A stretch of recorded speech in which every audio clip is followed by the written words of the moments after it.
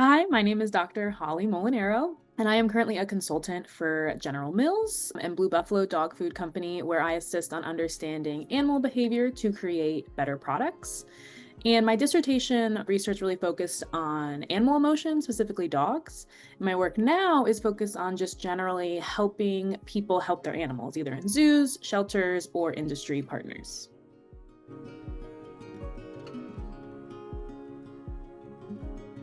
So I was the outstanding graduate for the College of Liberal Arts and Sciences when I graduated, which was a huge honor that I'm really proud of. My work has also been picked up by the New York Times, Good Morning America, and I recently had a Washington Post article come out. I published 6 papers throughout grad school, including a book chapter, and I did all this while navigating mental health challenges, which I think I'm most proud of.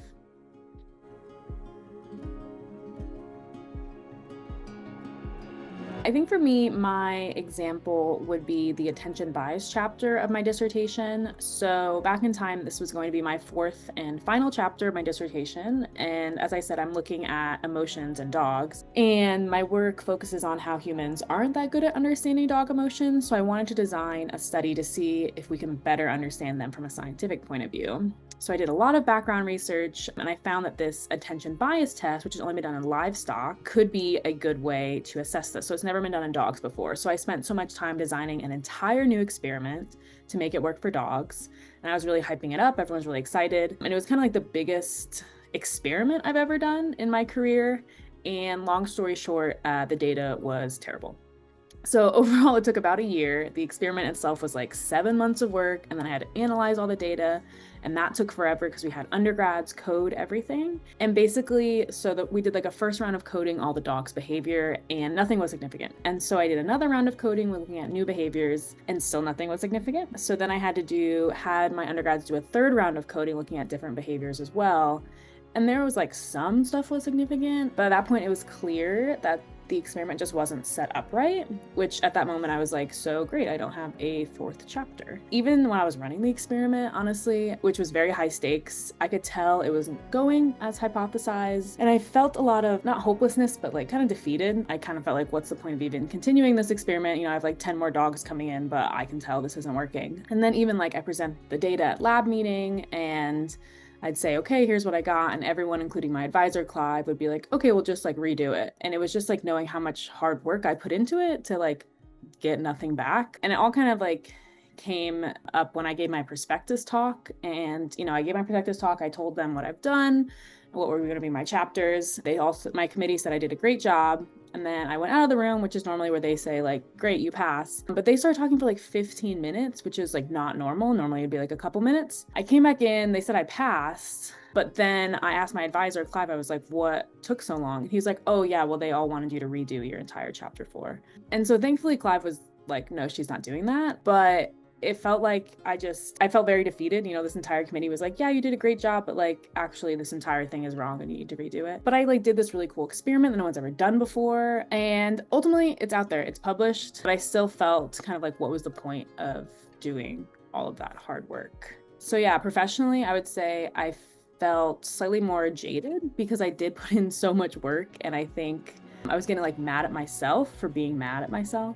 Like logically, I was like, who cares? It's just an experiment. I still did good work. On the other hand, I have my committee telling me to redo it. I had my advisor saying like, well, it's not the best. Personally, I was also going through some like mental health stuff at that time. So I honestly think that plus the attention bias ultimately made me more resilient. I knew that there was nothing I could do to change the circumstances. It just, is what it is. And I just kept thinking like, oh, if only this would have happened, if only. And there was a brief moment where I thought it was going to affect my timeline of like graduating, especially because I thought I could quickly analyze the results and be done. But because I had to keep going back and coding everything, it just took so much longer. I still graduated on time, but it definitely pushed back like my overall timeline, and I kind of had to rush at the end. Honestly, though, I think it strengthened my relationship with my advisor because I saw that he had my back. And I felt like it helped because I was able to help the 2 undergrads that were working on it with me. And I felt like I can kind of be a role model and not get so down in it and just be like, hey, this is science. It sucks, but like, this is what happens sometimes. And so I felt like I really had to put on, kind of that brave face. But at least I got to show that to undergrads as well.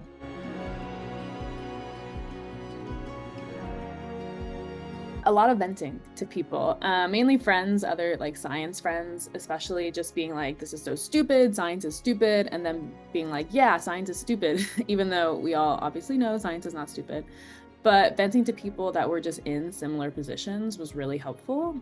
Also, talking to my therapist made a huge difference. Having like an outside perspective and someone who is like actually professionally trained to help you through challenges, that was key. And I think there were definitely times I procrastinated on the project because I just didn't want to deal with it. I was like, well, it's going to be bad data, so I'll do it tomorrow. And then I said that the next day, and then I said that the next day. The only thing different looking back now that I might do relates to just knowing that it was going to be published and it was going to be fine. So at the end of the day, I wish I could have told myself it's really not that big a deal. It was still a really cool experiment. It's the first time anyone's ever done that with dogs. And so I don't have to like solve the problem for all dogs everywhere in one day with one paper. It's hard when you're, kind of like an empathetic person. You really care about, trying to help all dogs everywhere. So I just had to remind myself that like at the end of the day, it's really not that big a deal. And it still got published and I still graduated.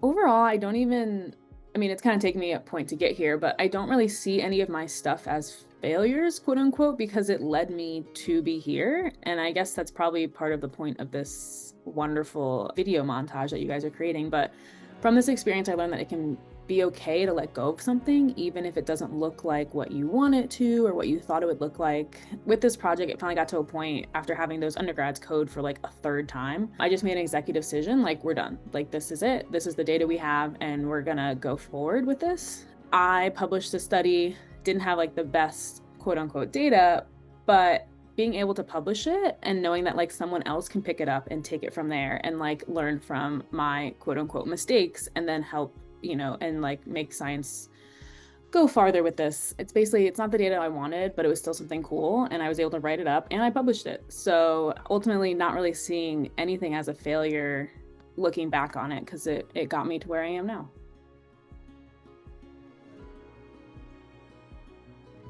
Number one, get a cat or a dog or a pet. Obviously, if money is an issue, don't do that. But having a cat was so lovely.